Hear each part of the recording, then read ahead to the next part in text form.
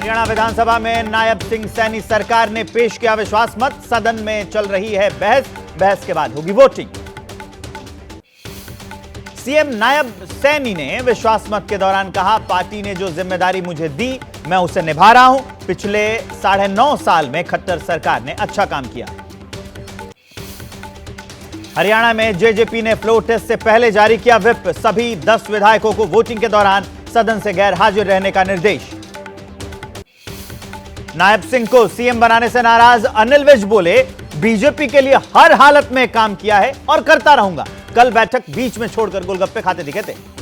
हिसार में जननायक जनता पार्टी की आज 9 संकल्प रैली। बीजेपी से गठबंधन टूटने के बाद अहम रैली है। हरियाणा आम आदमी पार्टी अध्यक्ष सुशील गुप्ता ने किया दावा, बीजेपी जेजेपी के बीच हुआ है गुप्त समझौता।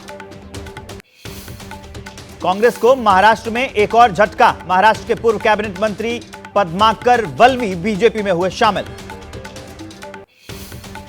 बीजेपी में शामिल हुए कांग्रेस नेता अजय कपूर। अजय कपूर कांग्रेस के राष्ट्रीय सचिव और बिहार के सह प्रभारी थे।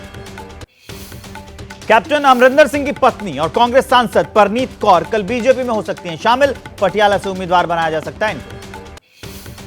बंगाल में भागे हुए सीएम ममता बनर्जी के भाई बाबुन बनर्जी हावड़ा से प्रसून बनर्जी को टिकट देने का विरोध किया। इस सीट से निर्दलीय चुनाव लड़ने का ऐलान किया। भोजपुरी सिंगर पवन सिंह का बयान, कहा वो चुनाव जरूर लड़ेंगे। इससे पहले पवन सिंह ने आसनसोल से चुनाव लड़ने से इनकार किया। चुनाव से पहले देश को बड़ी सौगात। पीएम मोदी ने 1.25 लाख करोड़ की 3 सेमीकंडक्टर योजनाओं की ऑनलाइन शुरुआत की, शिलान्यास किया। कहा टेक्नोलॉजी के एडवांसमेंट पर काम कर रहे हैं। मोदी सरकार की कैबिनेट बैठक जारी। इस कार्यकाल की यह आखिरी मीटिंग। पीएम मोदी ले सकते हैं कई अहम फैसले। 15 और 16 मार्च को मिशन दक्षिण पर रहेंगे पीएम मोदी। तमिलनाडु, कर्नाटक और तेलंगाना में करेंगे चुनावी सभा। चुनाव से पहले महिलाओं को कांग्रेस ने दी 5 गारंटी। केंद्र में सरकार बनने पर हर गरीब महिला को सालाना 1 लाख रुपए देने का वादा किया। महाराष्ट्र के धुले में पहुंची भारत जोड़ो यात्रा। राहुल बोले, कांग्रेस की सरकार बनने पर बिना सर्वे ही महिलाओं को दिया जाएगा आरक्षण। लोकसभा चुनाव के लिए आज आ सकती है बीजेपी की दूसरी list.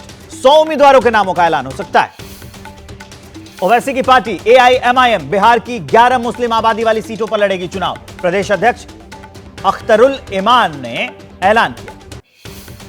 Republican party of India के नेता रामदास आठवले और जेपी नड्डा की बैठक हुई। आरपीआई ने 2 लोकसभा की सीट मांगी।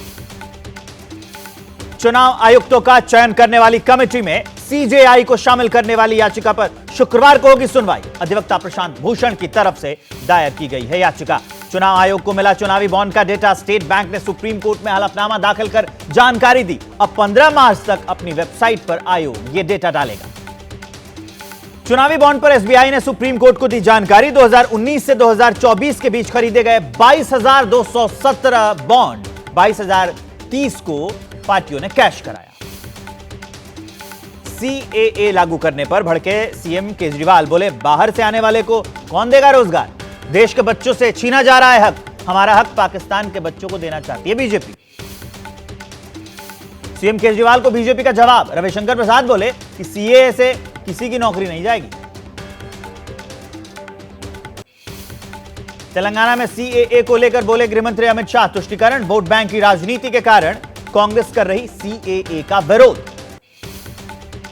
असदुद्दीन ओवैसी का सीएए को लेकर आरोप। कहा, मुसलमानों के साथ हो रहा अन्याय। सीएए देश के संविधान के खिलाफ है। सीएए को लेकर पीडीपी चीफ महबूबा मुफ्ती का बयान। बोली, मुस्लिम भाइयों को सड़कों पर लाने के लिए बीजेपी ने यह कानून लाया है। झारखंड कांग्रेस की एमएलए अंबा प्रसाद पर ईडी के छापे। विधायक का आरोप, बीजेपी ने टिकट देने की कोशिश की, ऑफर ठुकरा दिया तो यह दबाव बनाने का प्रयास है। राष्ट्रपति द्रौपदी मुर्मू का मॉरिशस दौरा। राष्ट्रीय दिवस समारोह में शामिल होंगी। भारतीय नौसेना की एक टुकड़ी भी समारोह में हिस्सा लेगी। दिल्ली के मोतीनगर रिंग रोड पर 3 लेन फ्लाईओवर का मुख्यमंत्री अरविंद केजरीवाल ने उद्घाटन किया। यह फ्लाईओवर करीब 500 मीटर लंबा है।